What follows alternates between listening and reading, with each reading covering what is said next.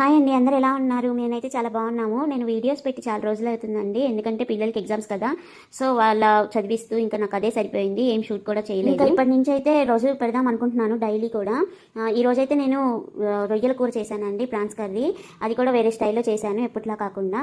First అయితే ఉల్లి కోసము 4 ఉల్లిపాయలు, మీడియం సైజ్ ఉల్లిపాయలు కోసేసుకున్నాను. ఆ తర్వాత అయితే అల్లం వెల్లుల్లి పేస్ట్ లేదండి, సో అది కూడా వేసేసుకున్నాను. అల్లం చిన్న ముక్కలుగా తరిగి, ఇందులోనే లవంగాలు, దాల్చిన చెక్క, మిరియాలు, ధనియాలు, జీలకర్ర, గసగసాలు, ఫెన్నల్ సీడ్స్ అండ్ లాస్ట్లో ఇంకా వెల్లుల్లి కూడా వేసేసుకొని మొత్తం ఉల్లి పేస్ట్ లాగా చేసుకున్నానండి. ఇంకా ఇప్పుడైతే ప్రాసెస్లోకి వెళ్ళిపోతాం. ఏ ఊరి స్టైల్లో నాకు తెలియదండి, మీకు ఎవరికైనా తెలిస్తే కామెంట్ చేసేయండి. ఫస్ట్గా ఒక ముగ్గురు తీసుకొని అందులో సరిపడా నూనె వేసుకొని ఇందులో బే లీవ్స్, కొంచెం దాల్చిన చెక్క, లవంగాలు, జీలకర్ర వేసుకోవాలి. అవి కొంచెం మగ్గిన తర్వాత ఇందులో కరివేపాకు కూడా వేసుకొని అవి కూడా కలిపేసుకోవాలి. పచ్చిమిరపకాయలు కూడా ఒక 4 తీసుకొని వేసుకోవాలి.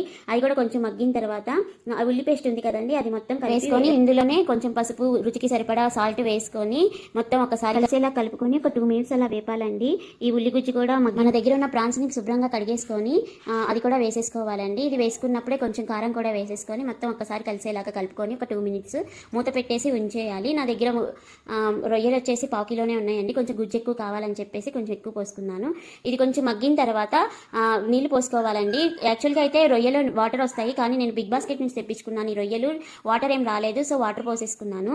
ఇంకా లాస్ట్లో అండి ఇది కొంచెం నీరంతా అయిన తర్వాత నిమ్మకాయ సైజ్ అంతా చింతపండు నానబెట్టుకోవాలి. ఆ నీళ్ళని కూడా మనం మొత్తం పులుసులాగా పిసికేసిన తర్వాత అది కూడా పోసుకోవాలి.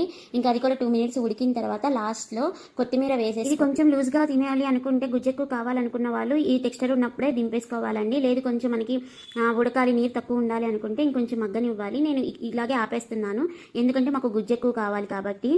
అంతే అండి. వీడియో నచ్చిందా? నచ్చినట్లయితే సబ్స్క్రైబ్ చేసుకోండి. Thank you so much for watching.